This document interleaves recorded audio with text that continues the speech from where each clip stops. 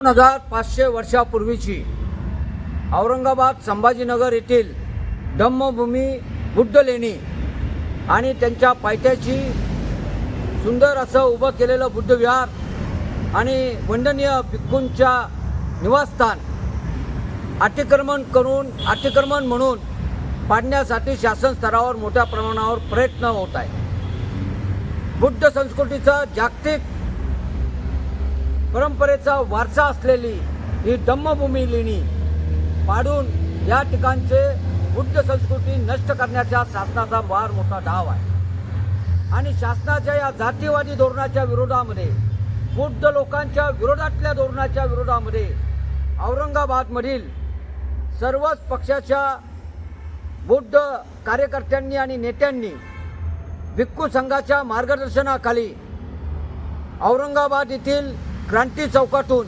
7 October रोजी सकाळी 11 वाजता विभागीय आयुक्त कार्यालयावर मोर्चा आयोजित केलेला आहे। या मोर्चामध्ये मी स्वतः शेकडो कोबरा कार्यकर्त्यासह सहभागी होणार आहे। हा मोर्चा भिक्खू संघाच्या मार्गदर्शनाखाली होणार असल्यामुळे इथं कुणीही आपले पक्ष संघटना मी मोठा का तू मोठा याचा भाग न करता आपण सर्व बुद्ध बांधव म्हणून या मोर्चामध्ये सहभागी होऊ।